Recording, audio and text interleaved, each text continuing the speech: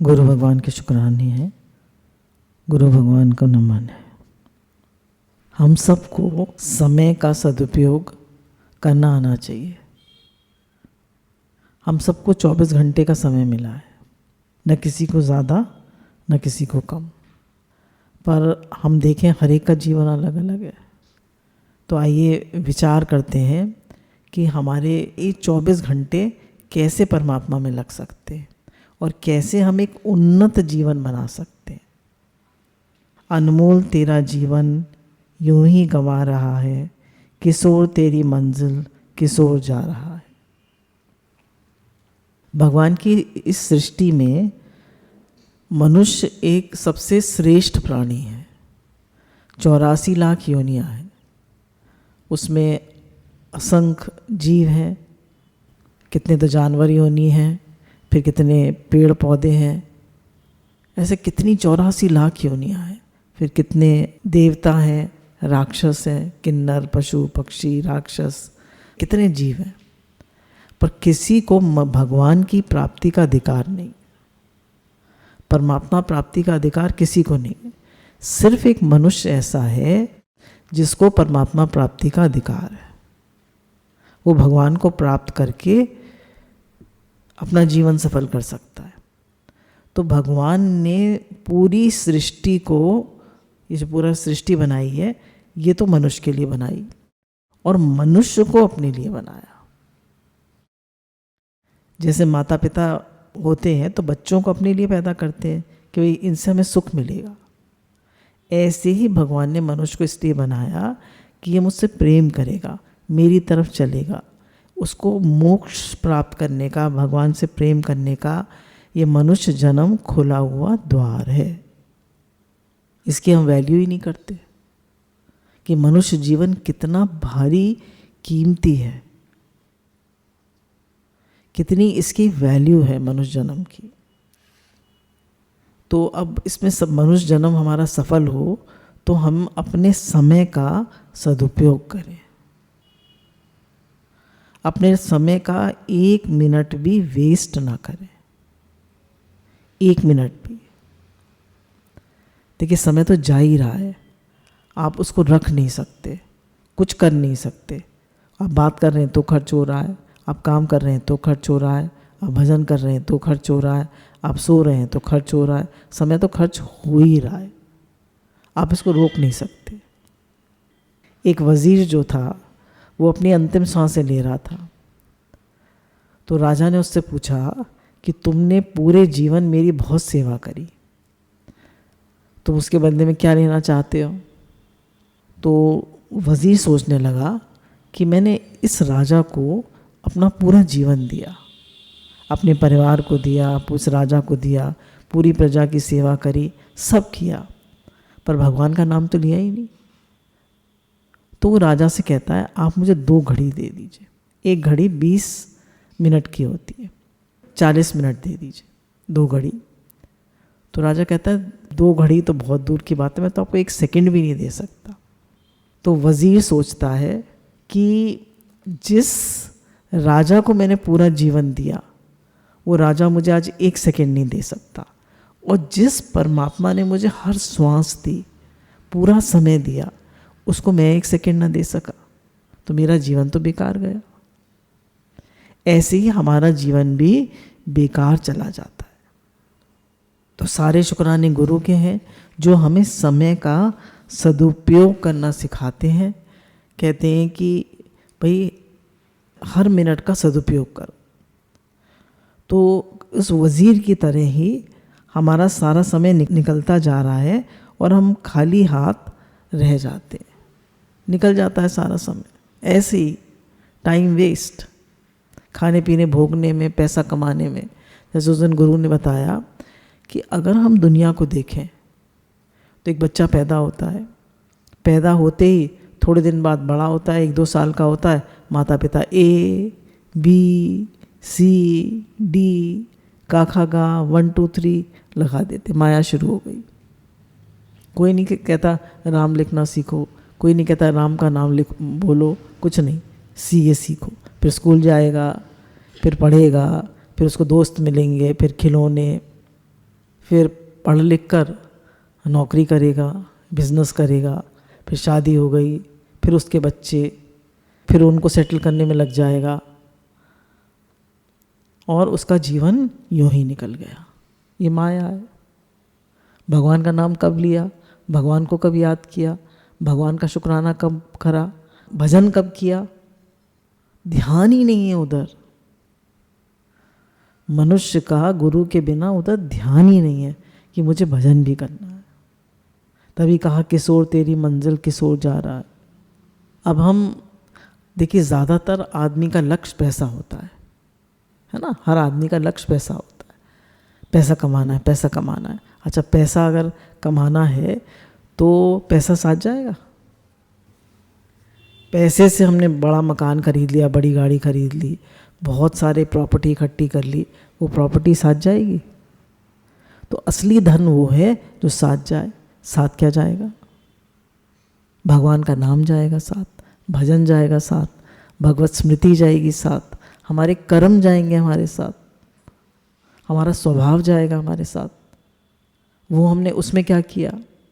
तो लाखों रुपए देने पर भी हमें अंत समय में 1 सेकंड नहीं मिलेगा। लाखों रुपए देने पर मिल जाएगा। और आज हमें पूरा समय खाली मिला हुआ है, फुल 24 घंटे रोज। हम कितना भजन कर रहे हैं, हम कितना भगवान में लगा रहे हैं। जबकि स्वामी राम सुखदास जी कहते हैं कि हम 24 घंटे भगवान में लगा सकते हैं। हर सेकंड, हर काम भगवान के लिए करिए, हर काम।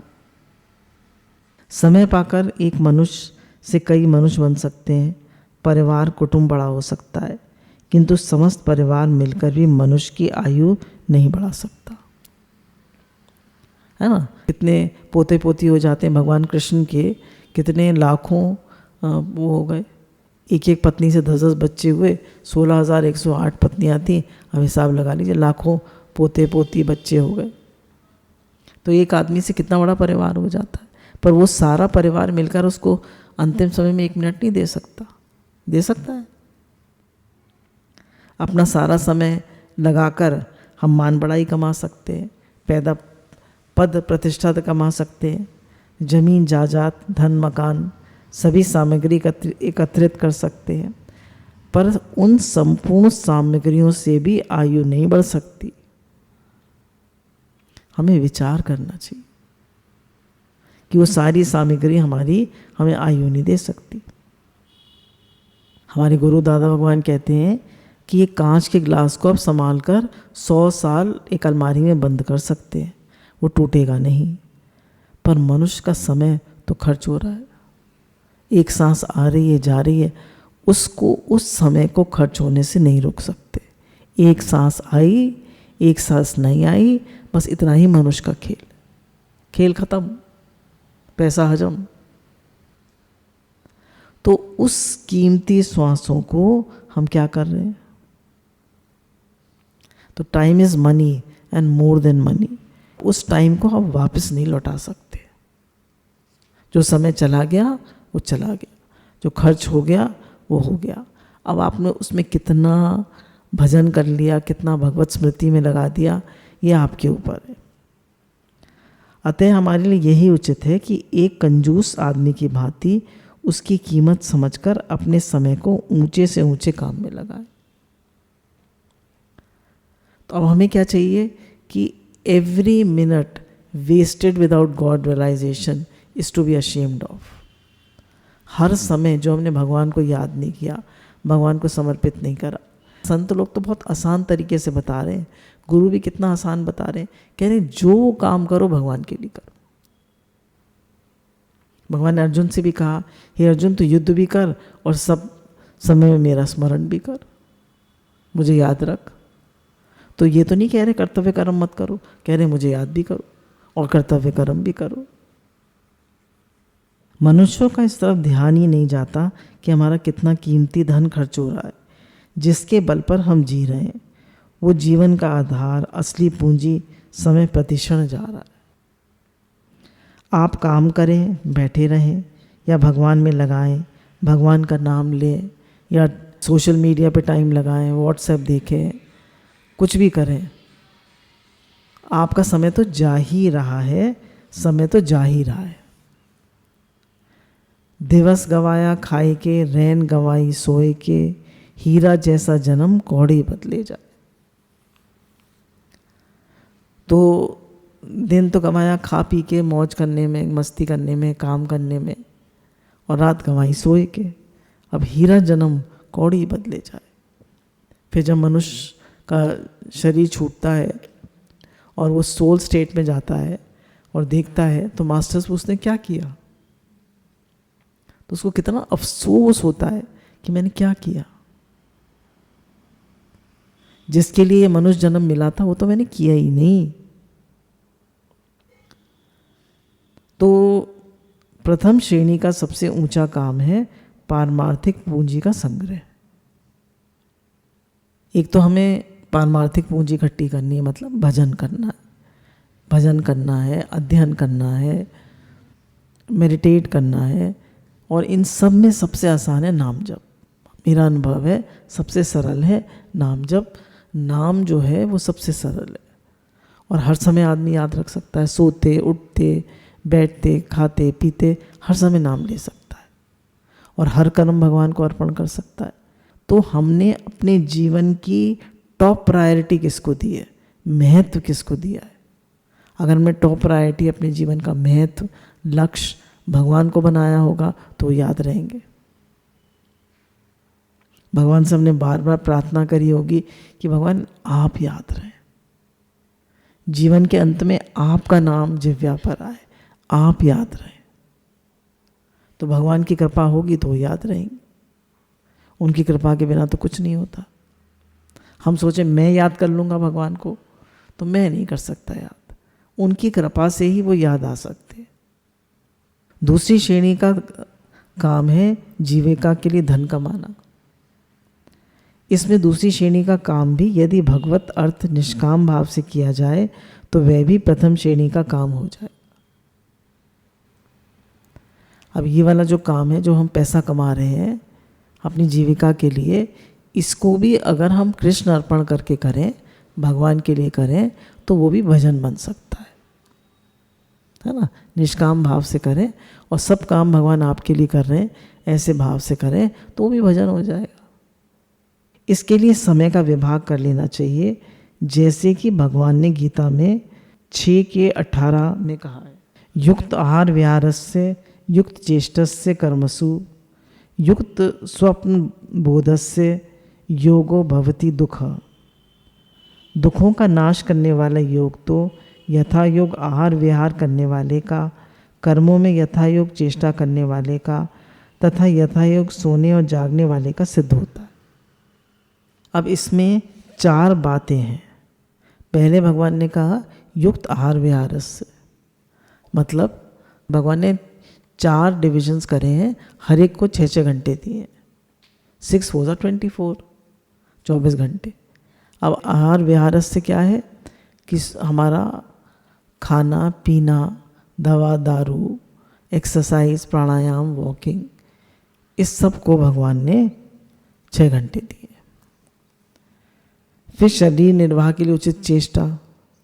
युक्त चेष्टा में क्या है कि जो शरीर निर्वाह के लिए आपको कर्म करना है उसको 6 घंटे, मतलब पैसा कमाना है।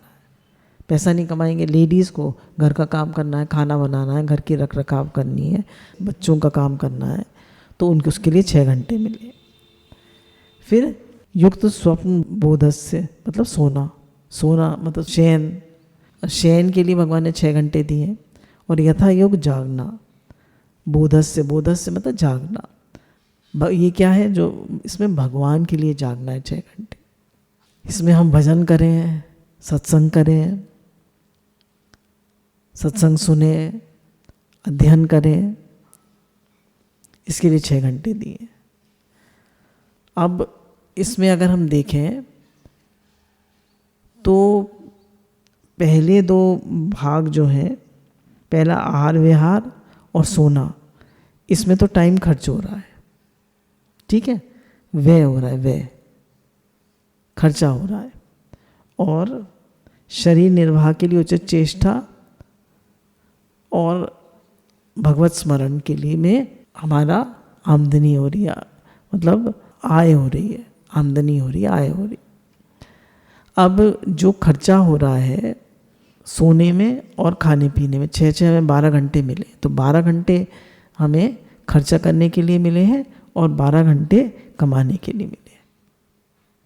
अब ये जो 12 घंटे कमाने के लिए मिले हैं, इसमें 6 घंटे का जो धन है वो तो संसारी है, लौकिक है, और जो 6 घंटे हैं परमात्मा के लिए वो पारमार्थिक है।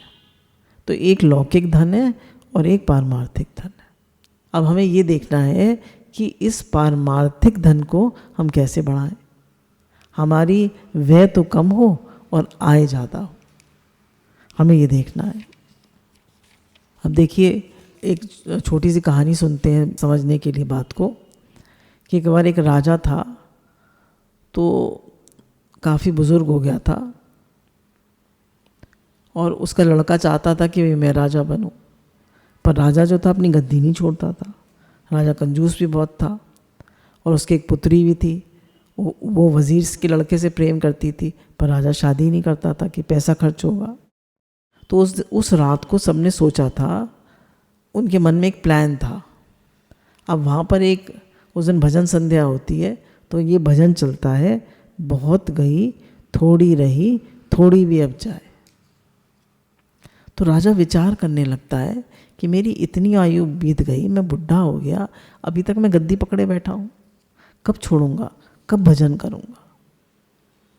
तो वो उसी दिन सोच लेता है कि आज मैं अपने लड़के को गद्दी दे दूँगा।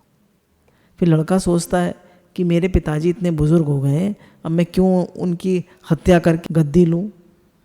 लड़की सोचती है भाग के क्यों शादी करूँ, मैं बेकार पाप कमाऊँगी।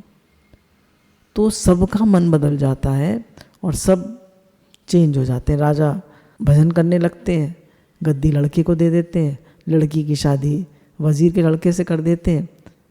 तो जब हम जागते हैं कि भैया किस ओर तेरी मंजिल किस ओर जा रहा है, बहुत गई थोड़ी रही थोड़ी भी अब जाए, सारा समय हमारा जा रहा है। लाला बाबू जो थे, एक बार उन्होंने पूछा, अपने घर में बहुत पैसे वाले थे, जागीरदार थे, तो एक बार लेटे हुए थे, तो एक बालिका से पूछा क्या समय हो गया, बोली शाम हो गई। तो एकदम उन्हें लगा जीवन की शाम हो गई, एकदम उठे और वृंदावन पहुंच गए। ऐसे शशिनंदन बाबा जो थे, तो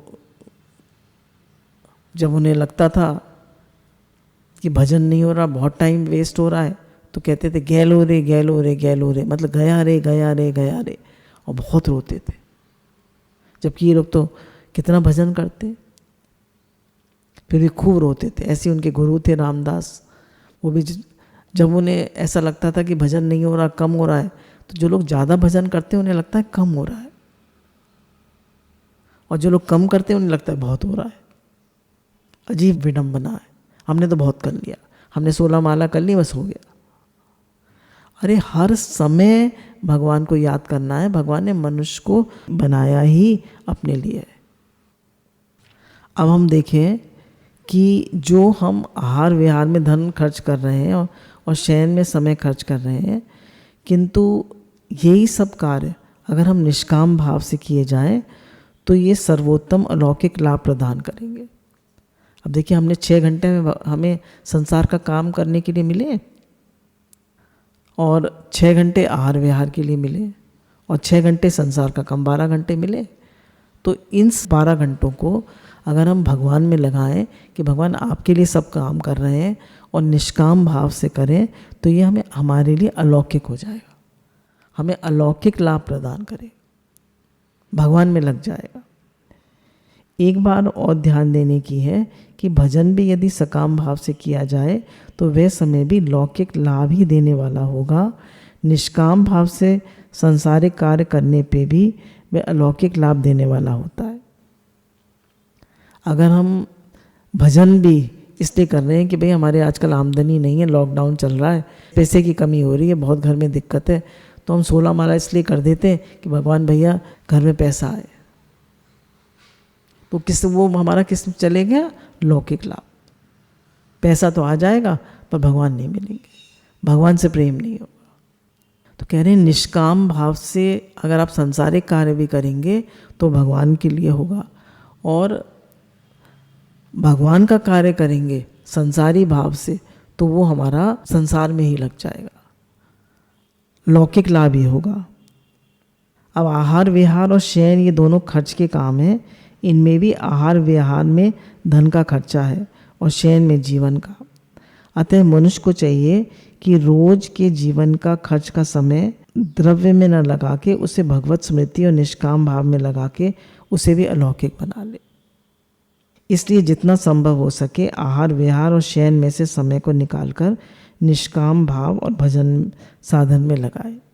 जैसे शौच स्नान खान पान में यदि 5 घंटे से काम चल जाए तो 7 घंटे भजन में लगाओ। अब स्नान और खान पान में हमें इतना समय 6 घंटे क्या करेंगे, तो 5 घंटे में काम चलाएं तो 1 घंटा भजन का बढ़ा लें। फिर सोने में 6 घंटे से पूरा ना हो, थोड़ा कम कर लें। संतों को तो देखिए 1 घंटा सोते, 2-2 घंटे में काम चला लेते हैं। हमारे प्राइम मिनिस्टर साहब जो हैं वो 4 घंटे सोते, हमें 7 घंटे सोने को चाहिए। तो कह रहे हैं 6 घंटे सोने के लिए मिले तो 5 घंटे से काम चलाओ और 1 घंटा उसमें से भजन ध्यान जप स्वाध्याय सत्संग पूजा पाठ आदि परमार्थिक साधन में लगाए। तो इसका मतलब क्या है कि आय अधिक और व्यय कम होना चाहिए, आमदनी ज़्यादा होनी चाहिए, खर्चा कम होना चाहिए। हो सके तो जितना समय निद्रा से निकाल कर लगाया जाए भजन में और खान पान से निकाल कर भगवान में लगाया जाए, निष्काम पूर्वक कर्म करने में लगाया जाए, भजन में लगाया जाए, तो वो हमारा 8 घंटे हो गए भजन के। और हर समय कोशिश करें, देखिए मैंने कई लोग देखे हैं हमारे सत्संगी हैं कि वो सुबह उठते हैं तो उनके हाथ में काउंटर लग जाता है और उनका सब काम करते हुए, खान पान भोजन बनाते हुए, सब काम करते हुए उनके हाथ भगवान का नाम चलता रहता है। उनको इतनी आदत पड़ गई है नाम लेने की कि उनका हर समय नाम चलता रहता है। और साथ में ये भी सावधानी बनी रहनी चाहिए कि हर काम हम भगवान के लिए कर रहे हैं।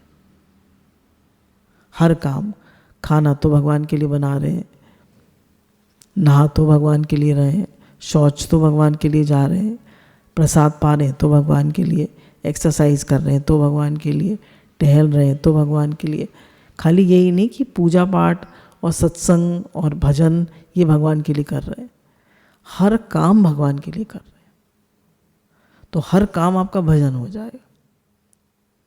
तो कह रहे हैं अगर एक उद्देश्य हमारा बन जाए कि मुझे तो सिर्फ भगवान की ओर चलना है, भगवान ही मेरा लक्ष्य है, भगवान ही मेरी टॉप प्रायोरिटी है, तो फिर हमारा सब समय भगवान में लग जाएगा, है ना, हर समय भगवान में लग जाएगा। जैसे कि एग्जाम्पल के लिए समझते हैं, एक नदी है, उसका बहुत बड़ा भाग, अब उसने बहुत सारी अपनी छोटी छोटी शाखाएं बना ली, ट्रिब्यूटरीज बना ली, तो पूरी नदी बिखर जाती।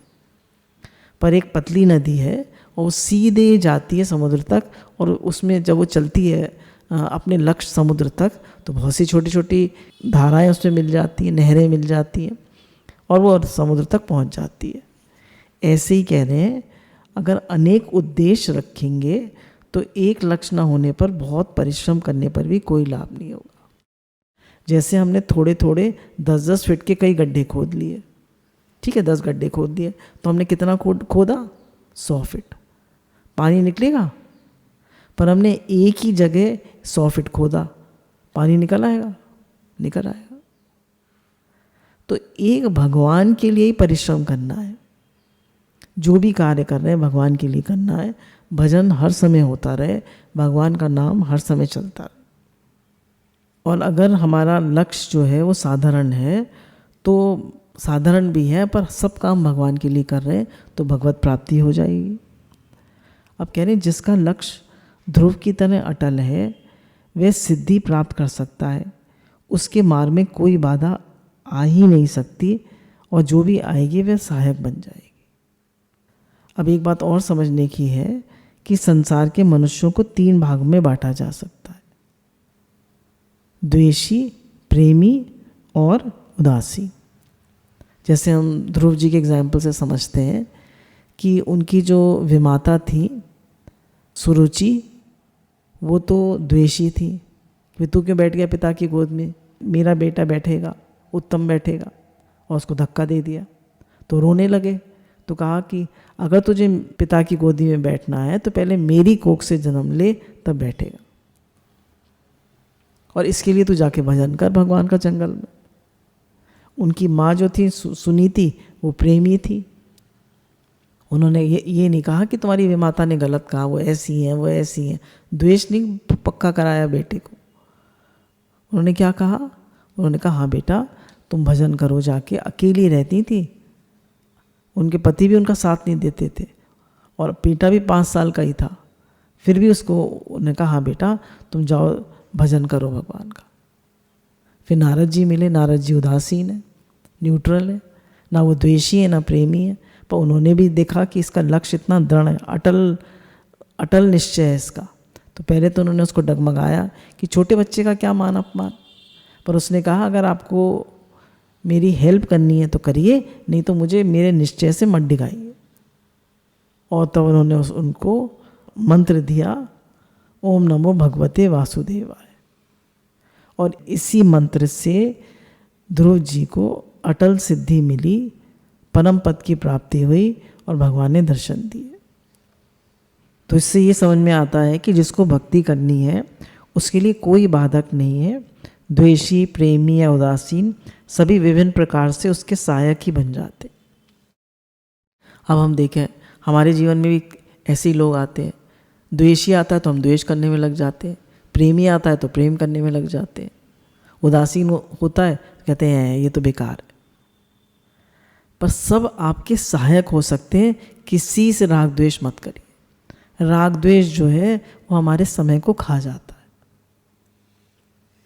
अब हम एक और एग्जाम्पल समझते हैं कि हिरण्यकश्यप और हिरण्याक्ष जैसी तपस्या किसी ने नहीं करी। 36,000 साल हिरण्यकश्यप ने साधना करी थी, और इतनी साधना करी कि उनकी दीमक लग गई पूरे शरीर में। ब्रह्मा जी भी घबरा गए, और हिरण्याक्ष ने भी बहुत साधना करी, पर इन्होंने पारमार्थिक लक्ष्य न होने के कारण इन्हें वास्तविक सिद्धि प्राप्त नहीं हुई और भगवान नहीं मिले। अतः मनुष्य को चाहिए कि भगवान को अपना लक्ष्य बनाकर सावधानी पूर्वक कर्तव्य कर्म करता रहे। मतलब जो भी भजन करे वो भगवान के लिए करे, जो भी कार्य करे। अब जैसे इन्होंने करी, हिरण्यकश्यप ने और हिरण्याक्ष ने साधना तो बहुत करी, पर लक्ष्य भगवान नहीं थे तो सब वेस्ट हो गई। लक्ष्य स्थिर करके चलने वाले के लिए 2 बातें इसमें मेन है।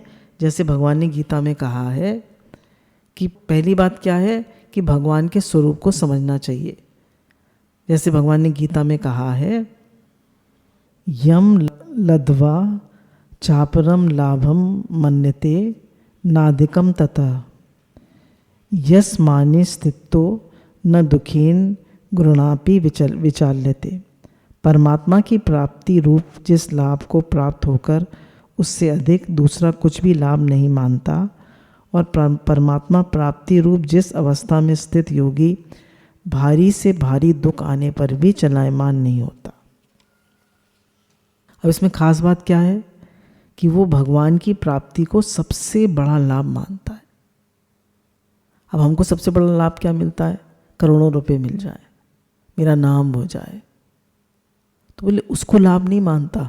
वो परमात्मा प्राप्ति से बढ़कर कोई लाभ नहीं मानता कि मुझे भगवान से प्रेम हो गया, भगवान में मेरा मन लग गया, ये सबसे बड़ा दुनिया का लाभ, मेरे जीवन का सबसे बड़ा लाभ। और क्योंकि उसका सबसे बड़ा लाभ भगवान है, उसका लक्ष्य भगवान है, उसका मन भगवान में लग गया है, तो इसलिए उसको भारी से भारी दुख आने पर भी वो चलायमान नहीं होता। सम्मुख होए जीव मोहि जबहि जन्म कोटि अघनाशय तभी। जब हम भगवान के सम्मुख होते हैं तभी हम भारी से भारी दुख आने पर भी चलायमान नहीं होंगे, क्योंकि हम जानते हैं कि संसार सभी कुछ नाशवान है। ब्रह्मा से लेकर चींटी तक का सब पद जाने वाला है, सभी कुछ मृत्यु को प्राप्त हो रहा है, कुछ भी रहने वाला नहीं है। तो अब हम क्या शोक करें, हमारा शरीर भी मरने वाला है, सभी कुछ मरण धर्मा है। तो मेन बात इसमें ये है कि भगवान को उसकी टॉप प्रायोरिटी है, वो ही उसके जीवन का लक्ष्य है, वो ही उसकी मंजिल है और उनको ही सबसे ज़्यादा वो महत्व देता है। और उसकी परीक्षा क्या है कि भारी से भारी दुख आने पर भी वो चलायमान नहीं होता है। अब कह रहे हैं एक तो ये मार्ग है, और दूसरा मार्ग क्या है कि राग द्वेष रहित होकर मनुष्य भगवान की प्रीति के लिए निष्काम भाव से तत्परता पूर्वक सब कर्मों को करता रहे। लक्ष्य और मार्ग स्थिर रहने पर भी साधक के लिए एक बहुत बड़ी आवश्यकता है कि परमात्मा पर विश्वास करें। अब हमारा लक्ष्य भी स्थिर है और हमें क्या चाहिए, भगवान पर विश्वास रखें, और ये हमारा निश्चय होना चाहिए कि इसी जन्म में हम कृष्ण प्रेम प्राप्त करके रहेंगे। और दूसरी बात क्या है कि बहुत उत्साह और धैर्य पूर्वक अपने भजन को करता रहे, टाइम वेस्ट ना करे, भजन से बिल्कुल ढीला ना पड़े। अगर और एक साधन जो उसने चुन लिया है, जैसे नाम जप और निष्काम भाव से कर्म करना, जो भी कर्म करे उसे निष्काम भाव से करे, भगवान के लिए करे। तो हम कहते हैं कि वक्त बनाने वाले को थोड़ा वक्त देकर तो देखो, वक्त ही बदल जाएगा। दुनिया के धंधे कभी कम ना होंगे, अफसोस हम ना होंगे। दुनिया में सभी चीज़ें मिल जाती हैं, लेकिन भगवत प्राप्ति का सुअवसर केवल रह जाता है। मनुष्य पढ़ भी लेता है, लिख भी लेता है, शादी भी हो जाती है, बच्चे भी हो जाते हैं, बच्चों की शादियां भी हो जाती हैं, पर भगवत प्राप्ति रह जाती है। इसलिए राजा भर्तरी ने कहा कि जब तक मनुष्य शरीर स्वस्थ है और जब तक वृद्ध अवस्था दूर है तथा जब तक इंद्रियों की जीवन शक्ति नष्ट नहीं हुई है एवं जब तक आयु का क्षय नहीं हुआ है, तब तक समझदार मनुष्य को आत्म कल्याण के लिए महान प्रयत्न कर लेना चाहिए। अन्यथा घर में आग लग जाने पर कुआं खोदने के लिए परिश्रम करने से क्या लाभ। गुरु भगवान के अनंत अनंत शुक्राने।